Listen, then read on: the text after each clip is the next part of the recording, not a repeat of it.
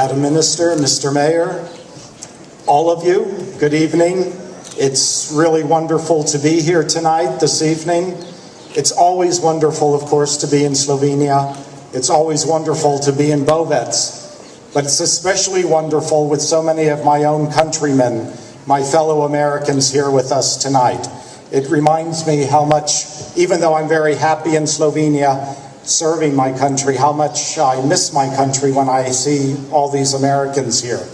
I'm very grateful for the mayor, especially, and your group for bringing this all together, and I'm just greatly honored for this to be here with you today. I'd also like to thank Brigadier Janez Kavar and the mayor and all of you. You've brought us together to remember a common history nearly forgotten, to recognize an extraordinary moment of joy and camaraderie during the destruction of World War II, and to use that moment to build our common future. A decade ago, many of you already know this, while visiting Colorado, Brigadier Kavar, who was then the Slovene defense attaché, saw a picture of a mountain that he instantly recognized. The picture, hanging at a Colorado ski resort, was that of Mount Mangart, and the display recognized the U.S. 10th Mountain Division's service here in Slovenia at the end of World War II. At that time, U.S. soldiers were assigned here to monitor the as yet unrecognized border between Italy and the People's Republic of Yugoslavia. The history of that service has largely been forgotten, both here in Slovenia and certainly in the United States, where we have very little sense of history at all. But thanks to Brigadier Kavar, who diligently researched this period and created an exhibit which has been displayed throughout the United States and is just 2 miles from here now at Fortress Cluzet. People too often can be indifferent to the ravages of war when viewed from their living rooms thousands of miles away from the front lines. But World War II was not that kind of war for Slovenia. It was fought on your doorsteps and in your fields. It was fought in your mountains and on your coast. That war changed the course of history and the course of millions of lives. Many of you here today know the stories. You may have known the American soldiers who lived in your community and who shared a part of their lives with you. The men who served here returned home profoundly affected by what they had seen. Many of those veterans have made return pilgrimage to this area to visit friends, to see the old places where they lived and worked, and to remember that long period in their lives. I often talk about people-to-people diplomacy as the key function of my embassy.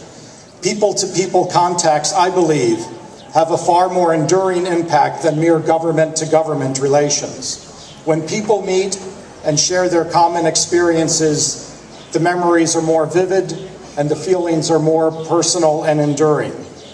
Those soldiers who lived here among you took part of Slovenia home with them and shared Slovenia, that part of them, with their families in America. We were told a story about the son of one American veteran who came to Bovec with a photograph of his father. The son was wondering if anyone here in Bovec could show him where it was taken. Without hesitation, he was immediately shown the exact spot where his father stood in 1945 as a young man in uniform. Some people scoff at making such a big deal about a sporting event. They think it's silly. But sports has often played a significant role in broadening understanding. At least since 776 BC, with the initiation of the Olympic Games, people have understood the power of sports to preserve the peace and to develop deep foundations of friendship. We are hoping that tomorrow that friendship between Slovenia and America will deepen.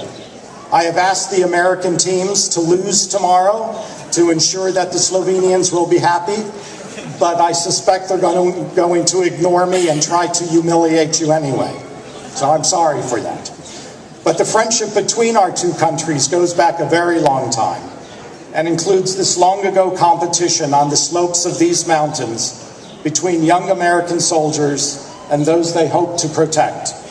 That friendship continues today among your own Slovene soldiers in Afghanistan who serve alongside our American soldiers from Colorado. Their efforts continue to have a lasting and meaningful impact on the lives of the Afghan people living amid far more distant mountain slopes.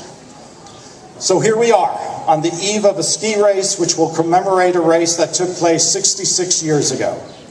The world has changed much since that first race took place, and I think that all the men who were here, the Americans, were greatly inspired by the sacrifice that was made here. And with American Memorial Day having just passed, I would like to take this opportunity to also give thanks to all the men and women in both the Slovenian and American armed forces who protect us today. We should not live in the past, but we ought to take inspiration from the past. It is important now and then to look back and to celebrate the past, even as we speed into the future. I wish all the competitors, especially the Slovenians, the best of luck in tomorrow's race, but I'm reminded that of the 76 skiers back in 1945, only 25 crossed the finish line. I'm hoping there won't be too many casualties tomorrow, but if there are, there will be adequate medical care this time, as unlike in 1945. Thank you all. Good luck.